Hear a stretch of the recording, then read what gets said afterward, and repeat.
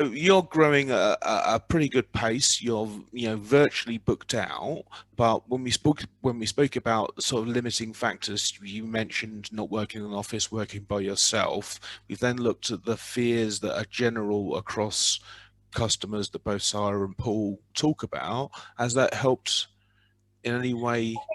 Yeah, I think like for me, like going kind of back to what Paul was saying before, like people can't sort of sell themselves or they have fear of that. I'm kind of the opposite. I'm very good at gaining new clients. I'm very good at talking to people. I don't know, I always have been.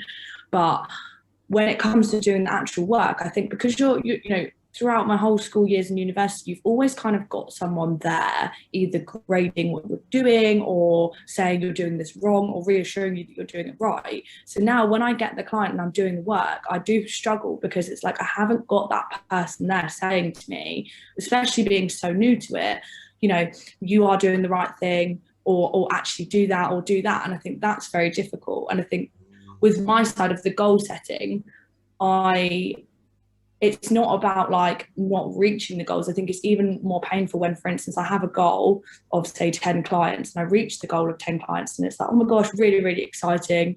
And then something will happen, like a client's business will change and their budget will change and they won't be able to afford me anymore, which will then mean I'll then lose that goal and then kind of have to start over again. Do you get what I mean? Like, and it's a bit like I feel like with the kind of moonshot goals, if I aim higher to the point that instead of getting 10, you get 12, so that if you do lose one, you're still over that goal of 10, which is, I Got you. think, what I need to work on because that, I think, almost when you reach it and then you lose it is more painful than not reaching in the first place. It's very interesting, actually, in the conversations we've had, we've used both what Sarah and Paul have talked about, which is outcome thinking. Work out how much money you need, and then when you work it back, yeah, yeah, that makes sense. Max, I connected with Sarah with an idea that everyone tells me is ridiculous and much too big and unachievable and all sorts of things, which I love because that's the shit I do basically. For you, you've come along with a market paradigm shifting, shattering concept. Why aren't you going 10x? Uh, it's an excellent question. We're aiming for 10x and we're kind of on that trajectory. I'm not going to lie. It's a bumpy road though. So if you ask me today, and again, Sarah's been through all of this. If you ask me today how I'm feeling and where our business is going to go, we are soaring. We are flying with the eagles. If you ask me in a week's time, I can't guarantee it's going to be the same answer because just as just as you said earlier, you don't know what's going to happen. A client might turn around, the market might change.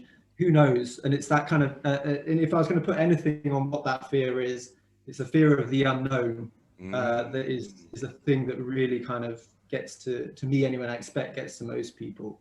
But to plug a book, if I can, Please. I think most important book that everyone should read to their kids, especially, is Dr. Seuss's "Oh, the Places You'll Go," because I read it to my kids, and when I was reading it, it was really kind of profound for me because I thought, you know what, if only I'd really had that kind of built into my education when I was a kid, that actually, yes, you're going to smash it, but also you're going to go downhill in a big way, and where you might end up in the waiting area, which everyone does at some point in their lives, where they don't do anything, they're waiting for something to happen, and as long as you keep on trying, and that kind of concept isn't really taught to kids. Not at all. Not at all.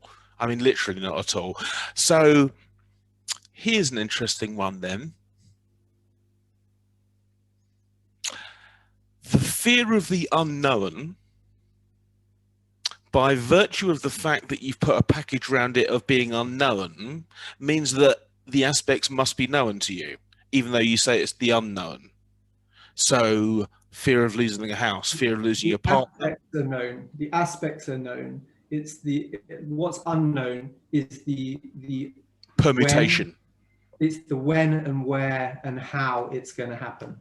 You know, I know there's bad things that are on the horizon. What am I going to do to avoid them? But what if they come too soon before I put my plans in place to avoid them? All of that kind of stuff. So yes, it's the known unknown, if you like. Yeah. Oh, dear, that's funny. Yeah. So what we'll do then, we'll go out for a quick break, see you guys again tomorrow, and we'll look at some tips from our panelists as to how to push through these unknown.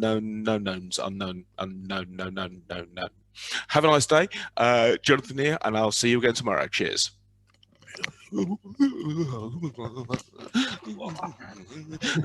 Drink of water. Splendid.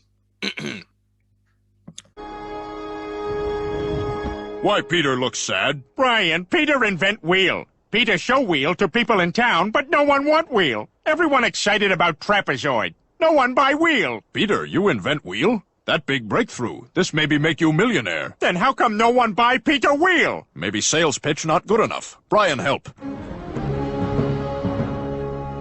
Okay, sell wheel, just like practice. Not sure can do it. You so money, don't know it. Hi, me Peter. Tired walking every place? Need something make you go? Peter wheel make you go. Maybe Joe want try wheel on chair. For last time, Joe no want. Brian, Peter fail again. Not so fast. Brian have other idea. Anyone buy wheel, get dead bird. Not working. Try drastic measure. Brian, what hell? Hot lady next to wheel. Make me want wheel. Maybe if me buy wheel, me get pretty lady too. I buy wheel. People want Peter wheel thanks to sexy wife. Tonight, you and me party like it's 9. Damn all! What deuce? Victory's doings. There have been many